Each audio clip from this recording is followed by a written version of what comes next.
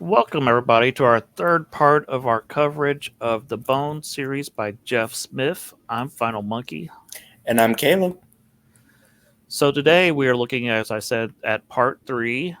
This is volume 7, 8, and 9, which is Ghost Circles, Treasure Hunters, and the Crown of Horns. Yes, and collectively, so it was. Ah, man, I can't remember what the first one was called. It was something weird. It was Vernal Equinox. Second part is called Solstice. Final part is Bone Harvest. Um, I think it's kind of weird that they started off with Vernal Equinox and then progressively got more normal words. Yeah, it is. It is strange. I don't know if you noticed that Crown of Horns was quite a bit longer than the other volumes, and Oh yeah, yeah. I think that maybe he didn't realize how long the final book was going to be because it is longer. Because this was coming out monthly as comic book issues back in the Yeah, day. yeah. Um, I also, you know, I guess I kind of expected it to be longer because if I recall,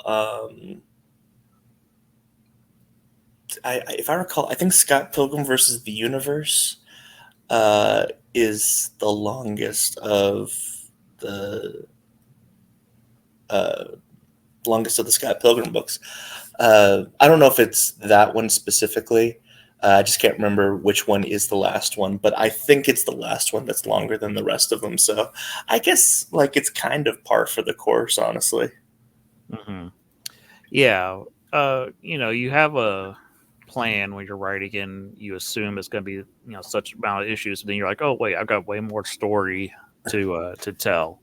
Right, right. So happens quite a bit, but that's fine. So just a quick recap. This is the story of the Bone cousins, Phone Bone, Phony Bone, and Smiley Bone, and they got ran out of their hometown of Boneville. Now they're lost, and they end up meeting a girl named Thorn and her grandma Ben, and then had lots of different adventures. And we discovered along the way that Thorn is a princess, and Ben is actually, her real name is Rose, and she Hmm. was the queen, and they've been in hiding. And last we saw them, they had confronted the Lord of Locust and the Lord of Locust's servant, Briar, who is Rose's sister. Hmm. The Formerly known as the Hooded One. Yes, and they attempted to use to possess Thorn's body. It went wrong though, and so now uh, all heck is really broken loose at this point. Hmm. Um, Thorn is starting to act a little bit like the Hood One, um, and these things called ghost circles. This is where our story begins. Ghost circles have started popping up all over the place. They're kind of hard to explain. It's kind of like a dome of another reality is popping up in our reality. Like the dreaming world is merging with our world. That's the way I kind of took it, Hmm. like the world of the dead. And so people are getting trapped in these ghost circles, and so You they are know trying to navigate through the ghost circles to get to the old kingdom. what's really funny is that idea. As I'm reading this, I'm like, so like I'm a big believer in parallel thinking. I don't believe everything is a ripoff of everything. I think parallel thinking is a thing. Mm-hmm. It's very similar to where Final Fantasy VII Rebirth is towards the end, and probably where the third part of the Final Fantasy VII remake series is. It's just a very similar. Right. Yeah. So a lot of this is just them journeying the desert, trying to get away from rat creatures. We do see, I believe the character's name was John, one of the villagers. He does die at the beginning. Hmm. He dies believing that Lucius, well, I mean, Lucius did kind of betray them. Quick question: Mhm. did you want to? Did you want to talk Rose first or after this? It just occurred to me that yes, I'm forgetting to talk about Rose. So this is a good point talking about Lucius. To jump back to the prologue that we read, or not prologue, prequel. I, I view it as it is a prequel, but I think it's better read as an interlude. Um, Yes, yes. I think this is the perfect spot to read it. Is between six yeah, and seven. it's like an Once you, intermission or something. yeah, and it actually, I believe, came out after Volume 9 um, was completed. But yes, I think this is a great. It really fills in a lot of the details about Rose and Briar and Lucius. Yeah, definitely. I will say, like, we're gonna go over the story itself. If I could just get into some opinions, I will say that the Rose miniseries is probably it's probably my least favorite thing. Uh, just because it's so different from Bone. Very different. Yeah, like it The art style, the tone, everything is just yeah. It's kind of like uh it's kind of like, you've compared this to Peanuts a lot. So mhm. let's say, Peanuts, it's got its style, but imagine like um imagine before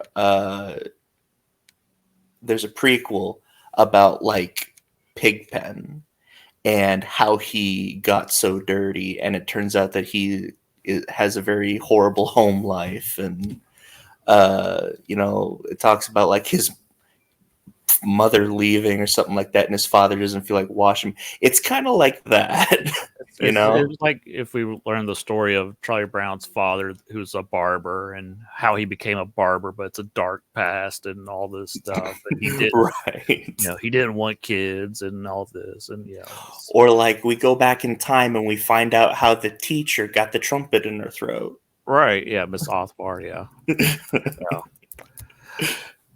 So yeah, this is Rose, and like I said, it's very different. This is the story of Rose and Briar, two teenage girls who are sisters, and they are being trained on how to use their psychic powers or their mind's eye. Briar, though, says that her eye is closed and she has been cut off from the psychic powers. And there are prophecies about the one who will, I can't remember what they call it, but she is the one that will save them at the end. It So they're wasn't it looking like wasn't like the awakened one or something like that. yeah, I think that sounds about right. And we've been seeing all throughout the Bone series that Lucius seems to be in love with Rose, but never made a move. And we kind of see why in this book that Briar's lying to everybody. Hmm. And if you pay attention to panels, you can see her casting spells all over the place in the background. Yeah.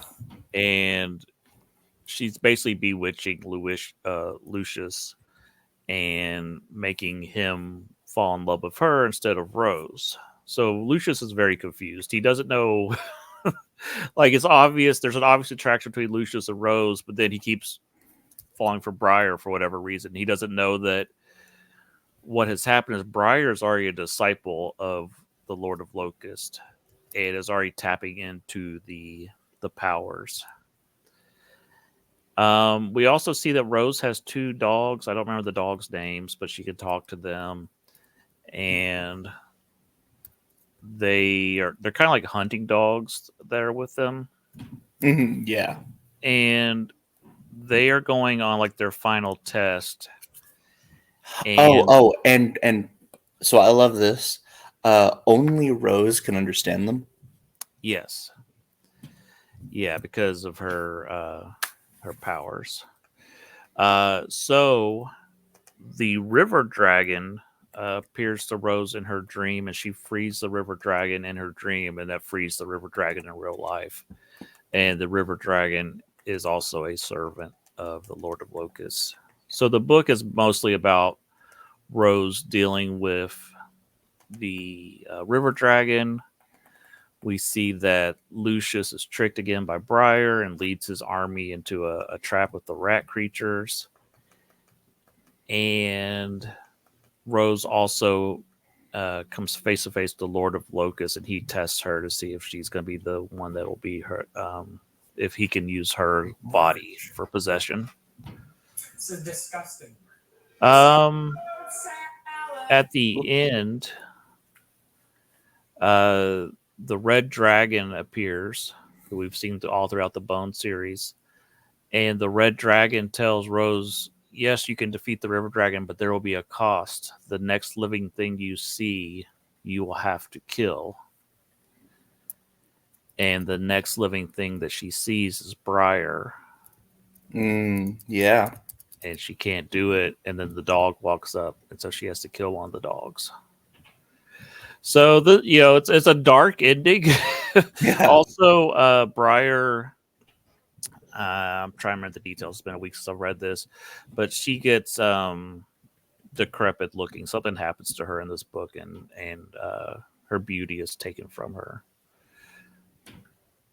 So that is Rose in a nutshell of what happens in this book. We learned a lot about Rose and Briar's relationship, and how Briar's already on the path to becoming the Hooded One. So now I have the correct comparison. Bone is Wizard of Oz, and then this is like Oz Great and the Powerful, or like any of the other Wizard of Oz prequels, where like they try to like dissect the hierarchy of the witches. Mm-hmm. That's what it really reminds me of.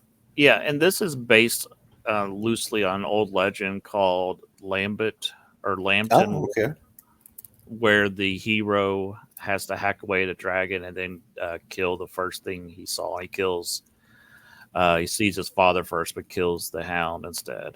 So this is Okay. based on an old English legend. So I've never heard of that. That's because I really enjoy legends. So, question: in that old legend, he sees his father first, but instead kills the dog that he saw second. What was the like in that story? What was the outcome of that? Do you know? Well, let's see. I just pulled it up on Wikipedia. Fights a giant worm dragon. Looks very similar to the one in Rose. Let's see. Vanquishing of the worm. After killing the worm, he must then kill the first living thing he sees, or his family will be cursed for 9 generations and will not die in their beds.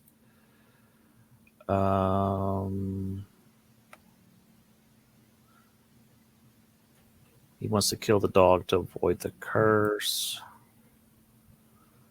So the dad is supposed to release the dog when he blows the horn 3 times. Unfortunately, John's father is so excited that the beast is dead, he forgets to release the hounds and rushes out to congratulate his sons. John cannot bear to kill his father, and so after they meet, the hound is released and dutifully dispatched, but it's too late, and 9 generations of Lambtons are cursed, so they shall not die peacefully in their beds. Oh, and then there's the curse. Yeah. Okay. So pretty cool that it's based on an old story. Because I remember the first time I read this years ago, and I was like, "Whoa, they killed the dog! This is dark. Like, what is this?" After you finish reading what is this old Yeller? Yeah, what is going on here? Because I remember not liking Rose the first time I read it either, because of the the thing of the dog and everything. I was just like, "Oh, this is not great." Now, I guess it's not. Revisiting go ahead. 20 years later, after the first time I read it, I liked it a lot more the second time. Okay, gotcha. I knew what was coming, though. So it may have just been, and I'll probably like it on reread. I think it's just kind of tonal whiplash for me. Yes, like this doesn't even feel like Bone. Right. It feels like a Conan story or something. Something. It's like Christopher Tolkien wrote a comic book. Yeah, it's very different. Mm-hmm. Now, there is another book I did not have you read called Tales from Boneville, I think is what's called, and it's Smiley Bone, and he is telling a story to Cub Scouts. They may have been, I think they were Bone Cub Scouts or something, and he tells them the story of um, Big Johnson or whatever his name is, the Bone founder of Boneville, and how he fights the rat creatures, and he cuts off the queen of the rat creatures' tails, and that's why, like to this day, the rat creatures all have to cut off their tails when they're babies or something. There's some story. It wasn't really important to the overall plot. That's why I didn't have you read it. Hmm. It's more of a silly story where this old, kind of like the founder of Boneville is like bigger than life. He's kind of like a Popeye type character, like fighting, super strong and fighting all these rat creatures. There's always like over the top legends about him. So, Okay. all right. So getting back to ghost circles. Um, so John has died, and uh, it's a lot of them traveling through the ghost circles. And I have lost the picture of a bone. I'll have to find it here in a minute. Um, the one thing is they keep trying to avoid the ghost circles, but they're running out of food and water. So Rose and not Rose, I always want to call her Rose. Thorn and Phone Bone, go into one of the ghost circles, and they realize the people trapped in there are like being transformed into like these shadow creatures. And Hmm. she hears the voice of her deceased mother telling her to go find the crown of horns. So they're starting to get a hint about what they have to do to defeat the Lord Locust. They're going to need this crown of horns, but they don't tell anybody about what they've heard. Not immediately. I'm trying to think of anything else major happened in Ghost Circles. It's mostly a lot of them just trying to survive. There's some funny hallucinations, some Moby Dick hallucinations where Phone Bone turns into Ishmael and Phony Bone is Ahab, and that's fun. Uh, it it kind of reminds me, which I mean, like we can compare this to Tolkien all day. Uh, this really reminds me of like the beginning of Return of the King, Hmm. where it's not super action packed. In fact, famously, you've got like most endings to trilogies open with big action scenes, or Return of the Jedi opens with the villain, like the big, like the Emperor. He finally, not the Emperor, but Darth Vader. He's like the first major character that appears, or so. But Return of the King, Tolkien, it opens with two hobbits fishing, and then it goes into um, like the fallout of the battle that had just taken place, and then dealing with um, Sam and Frodo and Gollum, just making their way to the Mount. This really felt like everyone's having, they're all split up and having to deal with the fallout of um, Old Man's Cave. Yep. So that's really where this one ends. I think this one is a pretty good one, even though if not a Mhm. whole lot happens. There's just a lot of her being tempted by evil through all this thorn, and I can't remember if it's this book or I think it's the next book where we find out that a piece of the locust is also in Phone Bone. Yep. Mhm. So that'll bring us over to Treasure Hunters, where they are now at the kingdom, and they find out that the kingdom has been overran by they're like a rival group of the Stick Eaters. I think Tarsel's the name of the guy that's running, controlling the kingdom, and he was a Stick Eater that fought the dragons and like lost a limb, got all clawed up and burnt, and so he has banned any mention of the dragons from the kingdom. and he has told everybody to be on the lookout for Queen Rose and Thorn. So everybody in the kingdom's looking for them, so they have to go into hiding.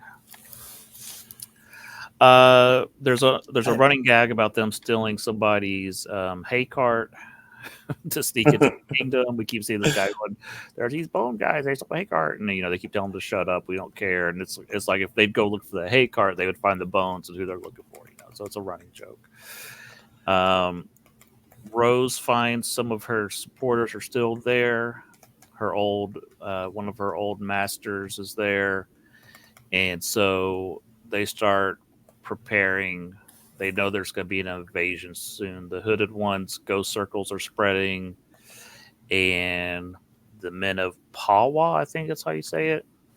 They have teamed up with the hooded one and the rat creature. So there's a bunch of armies coming, and so they're in a lot of trouble. They need to get to they need to raise an army. They need to take back the kingdom before all this happens.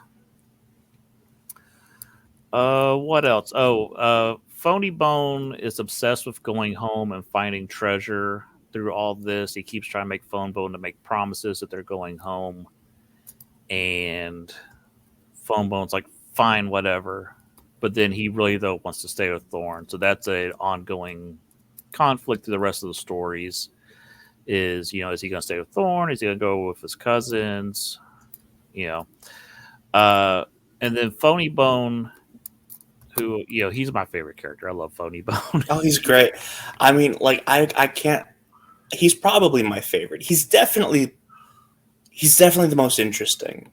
Yeah, it's like we talked about the Rockjaw book. He's not in it. And it's probably our least favorite book of the series, and it shows. He's such a funny character, and they keep talking about destiny and fate and the end of the world, and he doesn't want to hear anything about it. He doesn't, he thinks it's all hooey. He doesn't care. He just wants to find the treasure, and he's very smart. He knows exactly where the treasure is hidden in the kingdom. Just by observing what's going on, he knows exactly where it's at, and I think Smiley's interesting too because a lot of times he's just does whatever Phony tells him to, but he's got more of a heart than Phony does, and and he's often you think he's doing what Phony's saying, but really he's marching to his own beat. There's usually something else going on with Smiley the whole time.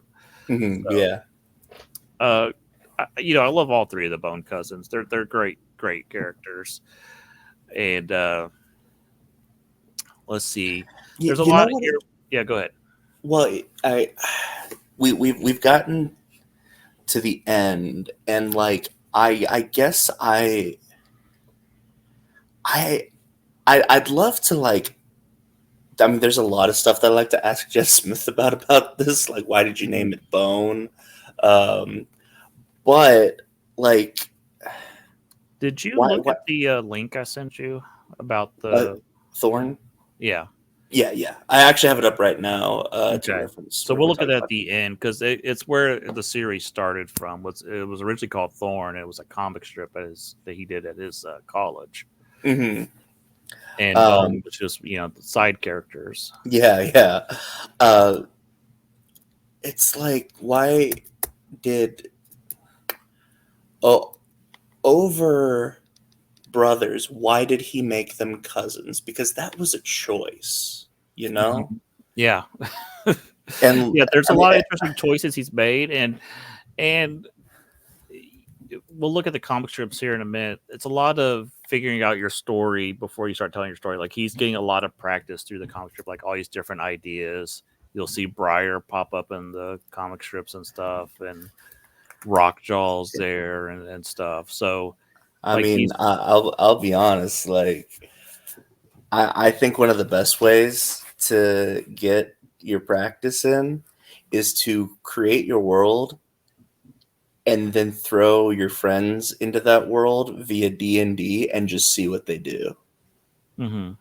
Let that I've done that a couple times. I just want to throw. We're starting a new campaign next week. We finished our previous campaign last night, and so I've got D&D on the brain. Sure, yeah. You know what? Um, I feel like Bone, like this would be like a perfect module. Like this oh is yeah, definitely. like there's enough lore in here to make an entire source book. Yeah. And I think I have like there's like a handbook they made at one point, like the World of Bone, or all the characters and stuff. But It's um, so weird that like I don't know. I am 27. I was in the Scholastic book fairs when this was coming out. I never heard of this. And I'm just like, how it's did like one of the best kept secrets, and it's like one of the yeah. best graphic novels. Like Time Magazine calls it, one of the they're the top 10 graphic novels everybody should know about. And I kind of feel like it came out at the wrong time. Like if it came out like 5 years later when the internet was bigger, like this would be more Mhm. well known or something. I just feel Yeah. like this is like one of those best kept secrets that people don't know about. It's kind of like whenever you introduce your friend to Homestar Runner. Yes, exactly. Yes. And it's like, why isn't this franchise way bigger? This should be, and to be fair, it is like I mean, I know Dogman stuff has taken over, but this is like one of Scholastic's, most popular. I wouldn't say most popular, but it's one of their classic series that they've carried for years and years and years. Mhm. And they've re-released this over and over and over. I don't know if you've ever seen the one volume collection where it has all 9 books. It's like a phone book that I you can have buy. I have seen that. I'll be honest, I've never been I'm not interested in that. I honestly would be interested because I don't own any of these. I'd be interested if they have like the 3 parts, you know? I don't think they've ever released it that way, which is weird because I think that would be a great way to collect these. It's just a 3 book set. Yeah. And like here's the thing, I'm not making up these names. These are names that apparently Jeff Smith has come up with for the 3 parts. So Yeah. technically it's official. Yeah. It is strange that, you know, they haven't released it. To my knowledge, at least, they haven't released them that way. I'm gonna look that up real quick actually. Yeah.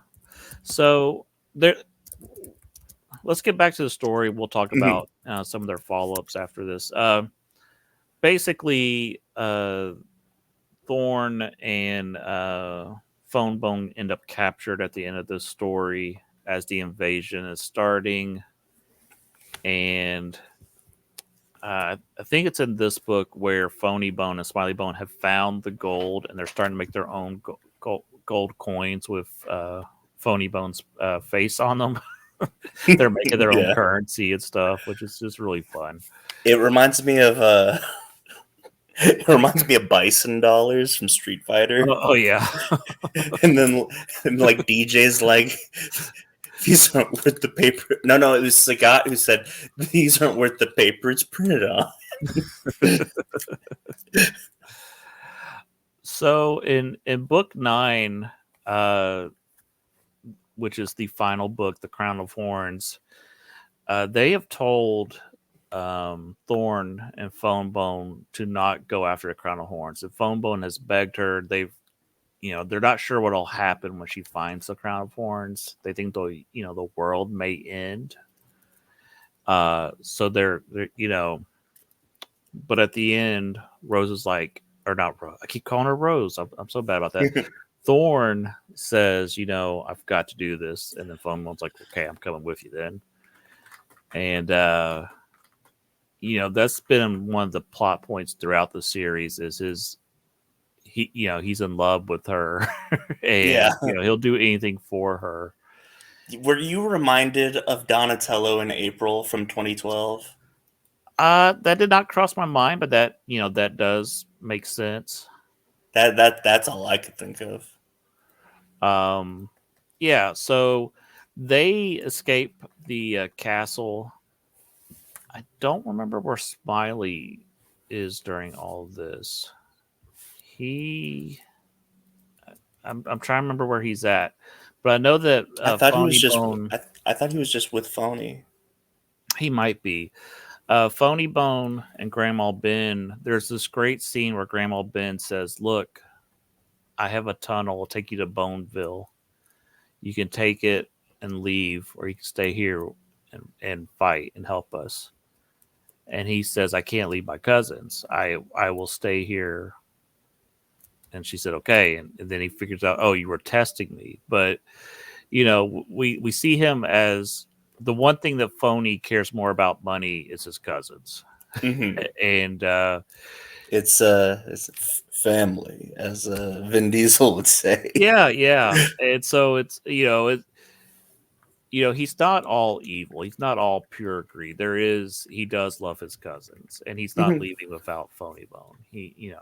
And that becomes evident as the story goes on. Um,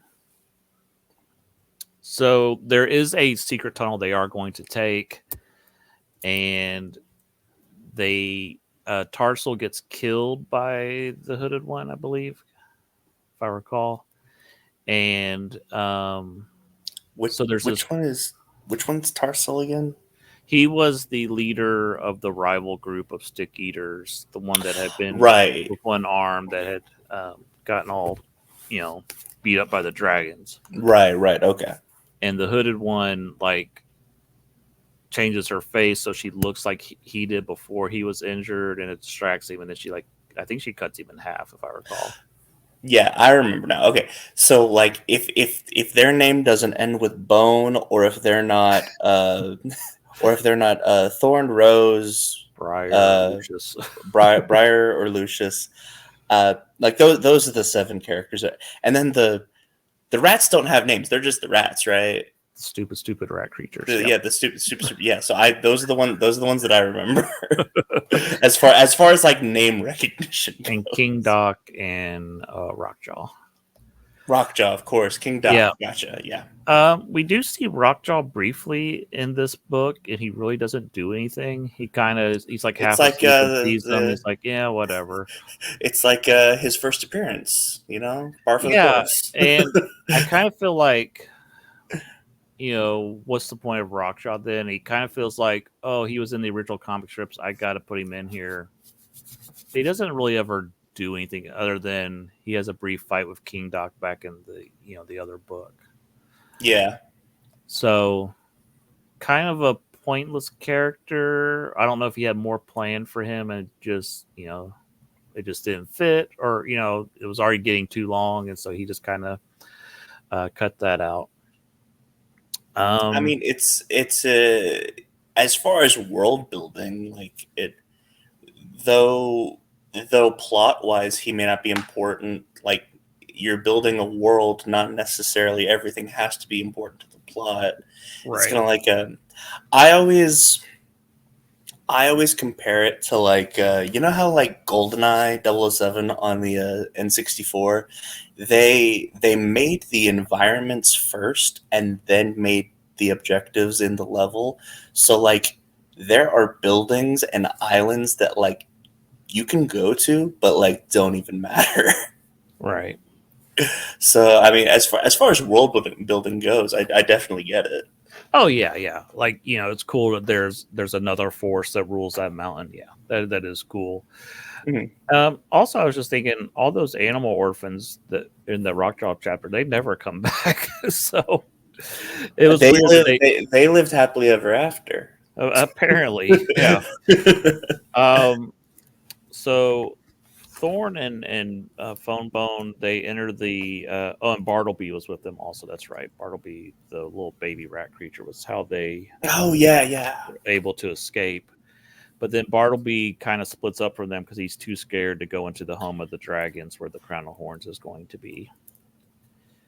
And the King Doc and the rat creatures, they kind of invade the home of the dragons. It's kind of a gruesome fight between Thorn and King Doc.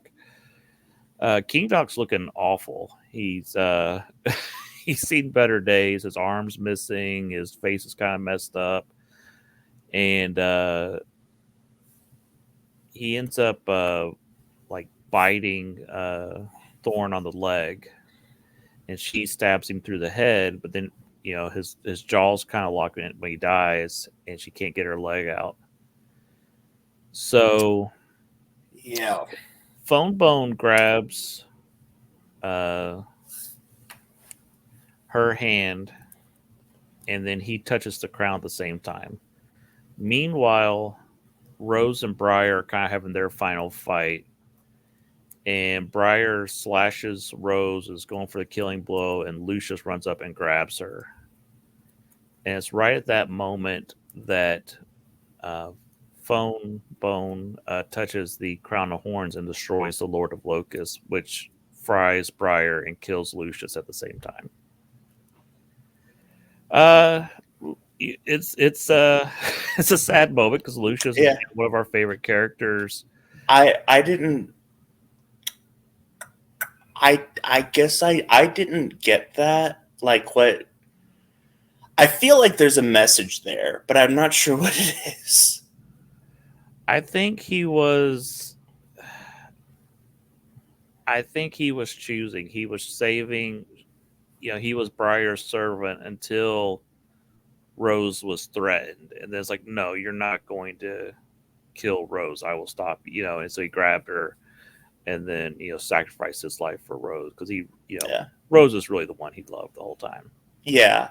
I guess like it's not really a sacrifice because he didn't know. Mm-hmm. But like I'm with you up until I'm gonna sacrifice myself because that like Right. More of him choosing, I guess. yeah. The thing. I remember this scene really confusing me when I first read it. It's still kind of confusing when he touches the crown. He kind of goes like inside his mind. Phone Bone does. And he's floating around, and there's like a light talking to him. And Thorn's like, "No, if you go that way, you don't ever get to come back." And they, there's some trippy Mhm. stuff happening here, and I don't think it's supposed to necessarily make 100% sense what's going on here, which is okay. Yeah. Um, It's I it almost feels like I guess it almost feels like an anticlimax, if that makes sense. yes, it does feel that way, and um, I think sometimes when you write stuff, you leave it vague because it's not supposed to be something we 100% understand. It's Hmm. supposed to, even Jeff probably doesn't understand exactly what he put there. It's like, what? That's the, maybe that's heaven, maybe that's something else on the other side of that light, Hmm. and we're not, we're mortals. We're not supposed to know what that is yet. So I get it. Um, so there is still one more threat. Mim, Queen of the Dragons, who Lord Locust possessed way back in ancient times, is now loose. So all the dragons rise up, and they wrap themselves around Mim and crash back into the ground. And the red dragon rescues Thorn and Phone You Bone. know, you know what? I'll say that. Like, if we're talking about like, comparing prequels, the little uh, another interlude that we had, but it's like an interlude in this book specifically. Mm-hmm. Uh, I think it's only like 5 pages long, Yeah, where they kind of uh, flesh out the Mim story. yeah, I liked that. That was good, and it was like a Thorn's dream. So like it was like th- they were learning like at the same time we were. Mm-hmm. Like that's cool. Yep. Yeah, the Mim stuff it feels more like mythology, and there's some stuff that seems biblical and some stuff that isn't in this. It's like a mix of different mythologies and stuff. I got to be honest with something called the Crown of Horns. I was really waiting for, and her name is Thorn. Uh, Yeah, I was definitely waiting for something like that. yeah. I think it's kind of good that he did go that route. You're like, okay, is there gonna be some crucifixion imagery or something here? What is going on? Yeah. Um, yeah. So at the end, we see that the kingdom's been restored. Thorn is, been crowned as the princess. The queen is back, uh, and there's this question of, what's phone going to decide? Is he going to stay here? There's still, Thorn needs him there to help rule the kingdom, but then Phony Bone and Smiley want to go home, and we also see that the two stupid rat creatures have kind of taken residence up in the forest, and they're just letting them live there, you know. And there's a Christmas story where they bring them quiche. They finally get their quiche, and it's nice.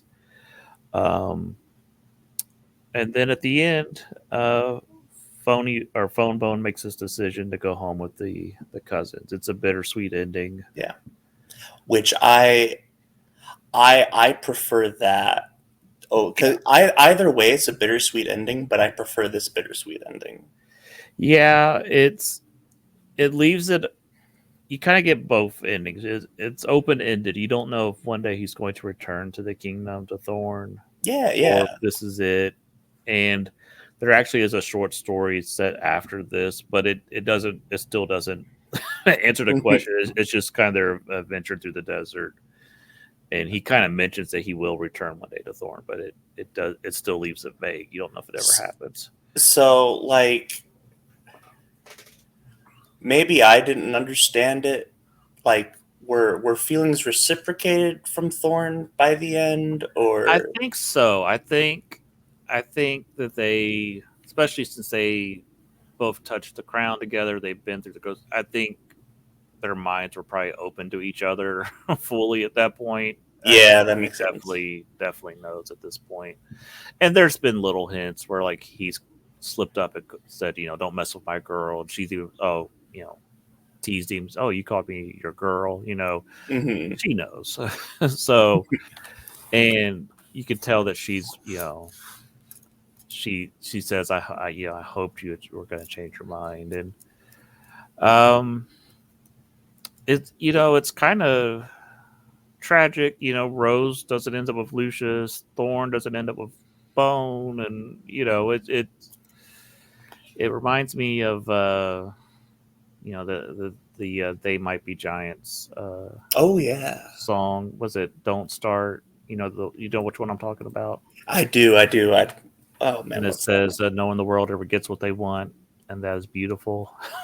you You know know. what? Like, I know we've been wanting like a everyone's not everyone. This is a very underground thing. So whenever I say this, of course, I'm speaking in hyperbole. But everyone's been saying they want, an adaptation of this in like animation form. If we finally get that, They Might Be Giants could be like the Imagine Dragons. How like that's them with Arcane, but like Yeah. just get They Might Be Giants to do Bone.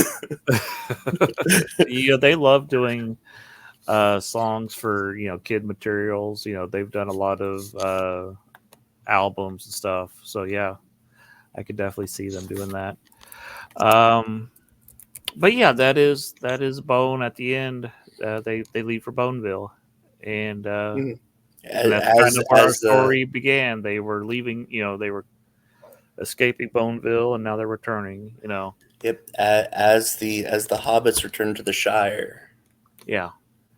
which I'm sure Jeff Smith definitely, and I'm not. This is not me joking. He definitely meant it like that. Oh yeah. This series is brilliant. I love it. This was so much fun rereading this, and it's just a hidden gem that I think every kid should read. you know, and I hope that I hope it's one of those things that people discover like in a few years. Like all of a sudden, there's like a bone renaissance where it's like, oh, what was this? How did we miss? How did we sleep on this one? It. I think the only way that happens, if not an adaptation, it's got to be like I'm gonna, speak the devil's name and he shall appear. So I'm gonna get like my crucifix out, but it's got to be somebody like Logan Paul, who Yeah, like Like he got Pokemon really big again. well, it's like I think it's gonna be one of those things where like nobody really appreciated Queen until Freddie Mercury was gone. You know, Yeah. and I hate to think that way, but I think So you think it's not until it's gonna be one of those things that maybe this will find like when Jeff, hopefully 50 years from now passes away, somebody's gonna, hey, here's a tribute to Jeff. let's rephrase that because you said hopefully in 50 years. Yeah, hopefully it's not till 50 years that he passes Yeah. away. Is what Yeah. I know what you meant. It sounded funny though. Yeah. But I think I think there will come a time when people rediscover this. It is gonna be awesome when it happens. And you know what? And we need to do that. We need to do that Eisner show just because I need to learn about the Eisner Awards. Is there like a lifetime achievement award for Eisner? I'm sure there is. Like maybe he gets one, and then everyone loves Bone. I don't. I'm hoping, or maybe he create. He still does work here and then. That I read his book Rassel, RASL. It's very different from Bone. It's a very mature series about government agents and Tesla and teleportation and all kinds of stuff. It's interesting. It's like I said, it's very different from Bone. I think Bone's way better, but it is a good story to check out. So if you read Bone, you like it, and you want something a little bit more mature, RASL is a great little story. And we've been hinting about Thorn. This book is available. I've never read it, and I found this website yesterday. If I could find it again, I think you had a link to it also. Yep. Yeah, I got it right here. I'll pull it up. Okay. Bone started out as a comic strip called Thorn at his college, and now there is a collection available of it for $30. I think it's at Jeff Smith's website. And he wanted to continue this as a national comic strip, and the newspaper said, no, we don't do adventure strips anymore. It has to be a joke a day strip. And so that's when it became a comic book. It's interesting to see how, all the characters are there and how their design slowly changed and how he became a better artist and stuff. Look, he got phony like immediately. Yeah. And they look more bone shaped, I think, here than they eventually do. And I'm just thinking, I didn't even realize that Bone is an '80s property. I didn't even realize that. Oh no! I hate the '80s. No. It's just creativity was on another level in the '80s, and Ninja Turtles and Frank Miller was just firing on all cylinders, and so many things were influencing each other. And I'm wondering if he was influenced by Cerebus. Do you know about Cerebus? Is that? It's a little aardvark. He's a spoof of Conan the Barbarian. I was thinking Cerberus, which is the 3-headed dog. No. Okay. Cerebus, you said? Yeah. And he's had like crossovers with Ninja Turtle stuff. He was like the original like successful independent comic that influenced a lot of other comics. And I think it ran like for 300 issues or something. It's like one of the longest running independent comics ever. Okay. So like I said, I've been in kind of like a spooky mood. I've been watching lots of stuff about lots of stuff like Lucifer and Constantine and stuff like. Mm-hmm. So I've been watching the first season of Good Omens again, and I'm gonna watch the second season. It makes me think of whenever he's like, "Still a demon? Still a demon? What kind of question is that? What else would it be? An aardvark?" I loved the first season of Good Omens. I never bothered with the second season. I've heard I probably made the right decision, but I don't know. But yeah, so this collection is out there of Thorn. you can read about online. Maybe when I get some extra money, maybe I'll pick it up one day. I think it is pretty cool seeing how it started. I'd love to see what the dimensions are for this because uh, a lot of these comic strip collections are actually they're not book shaped, but they're kind of like long ways. Um, so I would definitely like to see what the dimensions are of this collection. Hmm. Yeah. I bet you there's probably like stories in here that didn't make it over. Yeah, but I mean, like Ted the Bug is there. There's I don't know if you how much you looked at this. I was kind of skimming it, but like here's the hooded one arc that starts, Yep. and Grandma Ben dies, and they have a funeral, and then they find out, oh no, Briar's the one that died, and Grandma Ben's been hiding and all this stuff, and See, I made this deal with the devil.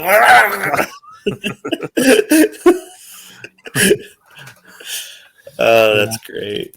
yeah. I think that's Oh, cool that the Red Dragon oh, uses flames, and there's just a blank comic strip because he like destroyed everything. there was a day that was completely blank. Now you're just getting cute. Jim Davis did something like that once with Garfield. Like right there is where she meets Briar. that's so the hooded one, and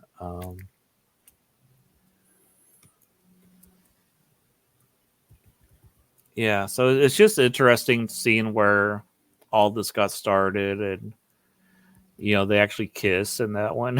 It's different. So um, and, She definitely has different dimensions in the oh old yeah, one. she's a little older. It looks like, and then you got Rockjaw and stuff, and it's all very different. So it's almost like an alternate timeline, which I think is pretty cool. It's like I don't it's definitely not. It's not like a multiverse or anything because I'm sick of the multiverse. But it's like It's almost like a different legend of what happened. Like the story's been told and now it's being told a different way. yeah. I mean, it's almost like Jeff Smith found this. Like he went to college and someone else drew this, and then he did his own interpretation of it. Yeah. No, yeah. Yeah. And like I guess it didn't end with the hooded one. Like No, that was just one story. And then, yeah, I think it just ends. And they keep talking to the artist. Like they come out the drawing board and talk to him and stuff, So, uh, yeah, it's just really neat to see where it all started. And,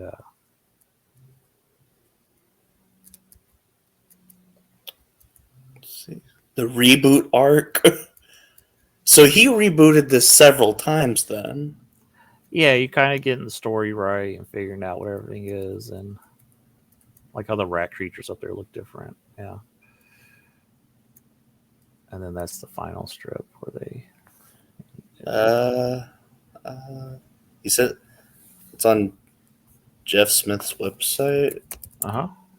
Uh, And he's good. There's some other Bone books on there. There is a sequel Bone series I've never read because it was written by someone other than Jeff Smith, so I wasn't interested. I think it's called Quest for the Spark or something. does he endorse it? Oh yeah, I mean he publishes it. So, I mean, that's a good sign at least. Yeah.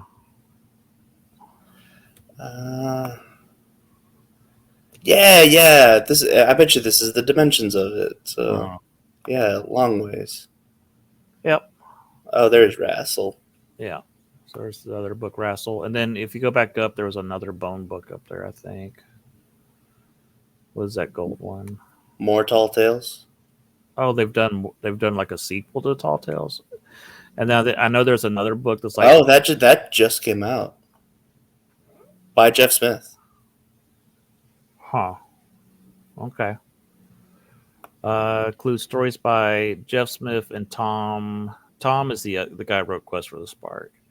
So Snegoski. Maybe this Tom Snegoski is like uh, he's like the guy who writes Dragon Ball Super. Like like yeah, he maybe. Yeah. like he's the apprentice of Akira Toriyama, and so he's picked up the reins at this point. Yeah. So Bone is still there's still Bone stories being told, and you know, hopefully, like I said, maybe it'll get rediscovered again one day. Um, but Who I knows? love, Maybe it'll be us. Maybe this series that we've done will do it. yeah, I think as long as people keep talking about it. Um, Art I'm of just hoping. Bone. Oh, click that Art of Bone book. I didn't know that existed. That looks like is it out of print? No, that might be a Uh, cool book. it might be. I mean, it's 2007, so it's probably out of print. But I doubt it's super expensive. Yeah, Super expensive for being out of yeah. for Out of being print books get crazy yeah. So really fast. let's say this is out of print. $35 is not bad. Yeah. Well, it still says buy new up there, so Yeah, yeah, that might be the paperback. and it's Um, Prime. So anyhow, so that is Bone. We're gonna go ahead and wrap it here. Uh, we, I've been a big fan of this book for years. Wizard Magazine used to rave about this back in the '90s. You're brand new to this, and safe to say you're a big fan now. oh yeah, definitely. And Uh, it's I don't know. Like I guess at this point I'm kind of sick of I'm maybe this is just what happens when you get older. Um, but like I guess I'm done with like everyone trying to be everyone's trying to be badass, like this yeah, is yeah. It's refreshing to see something different. I mean, it does like get to major battles towards the end, but yeah still it's still Bone at the end of the day, yeah And yeah, and it's cool looking back like at the first three volumes how fun it was, and then the series gets more and more serious as it goes on. Like they get thrown this epic conflict, and it's just a great you series. It's just very refreshing to read something different and something it's wholesome and fun and just a great that little series. maybe that's the word I was looking for, kind of like wholesome and fun, because like you know people trying to be, I guess everyone's trying to write their Lord of the Rings, Yeah, and I mean, like, Jeff Smith did, but like it's very different. If that makes yeah. sense. And one of the best jokes was towards the end where the townspeople are thanking Thorn and Phone Bone. And said Phony goes, "You forgot to thank me," and he bends over.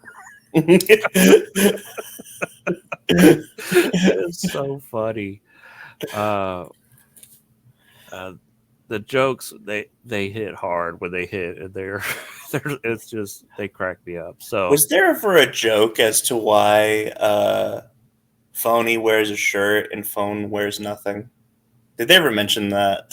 they did mention that Smiley had to get dressed, and Phony's like, or Phone Bo's like, "I've seen you naked before." He's like, "No, I'm not dressed yet. Don't come in here." So it's kind of Uh, the why does Donald Duck wear a towel when he gets out of the bathtub? It's like oh my favorite. I think it was in the Looney Tunes show where they were in a courtroom and Porky Pig uh, is like, yeah, I object. And then the judge is like, are you not wearing pants? Yeah. Which, I mean, here's the, I mean, the joke always goes back to Donald Duck for some reason. Uh-huh. It's called, I mean, like, I've always called it, and I think there's no way I made this up because it's too good No, it's to be made up. Porky Pig in it. Yeah, Porky Pig in it is what it's called. Yeah, that is Yeah. definitely a phrase that I've heard. Absolutely. That's one of those jokes that it's like the SpongeBob joke of as long as you don't mention it, it works. Like the fire underwater. This you say, wait, why is there a fire underwater? It always goes out instantly. Yeah. It's like Porky Pig is fine not wearing pants until someone mentions it, and then it's not okay. So this may have been like in the time where so you were not a kid, but you also didn't have kids. Were you familiar with Jimmy Neutron at all? Sure. Yeah. Okay. Because I was not like a huge Jimmy Neutron fan, but I've definitely seen a number of episodes. So there's this one. I think it's the one where they meet the Junk Man for the first time, which is he's like a space pirate, but also like he's kind of like Lobo, where he just like collects things in his space garbage truck. Yeah. And so they're in space. They're heading up to visit Jimmy's robot brother. That's a different episode. And Sheen is like, "Hey, Jimmy, why isn't it that we have to wear like air helmets? Why don't we explode?"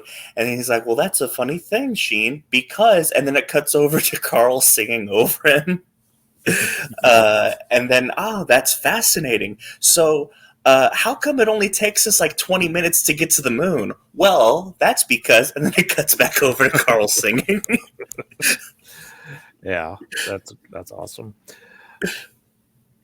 Well, we're going to wrap up our discussion here. If you have any other series, forgotten comic classics that you'd like us to check out, please post them down below. Next year, I know we will definitely be discussing The Life and Times of Scrooge McDuck, which is one of my favorites. Honestly, if we're getting into like stuff like this, and I'd like to go into my childhood, maybe. I've never. We could do one of two things. We could go over some of the old Captain Underpants.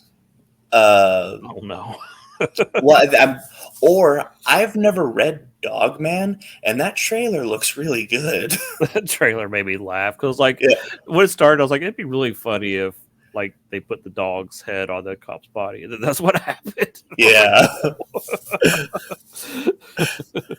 So, all right. Well, we hope you'll join us next Sunday. Do you know what next Sunday's show is going to be? Beetlejuice. Oh, wait, we can't say it again. Okay, we will leave that there. Until next time, I've been Final Monkey. And I'm Caleb. We'll catch you next time in the Shark Pond. See ya.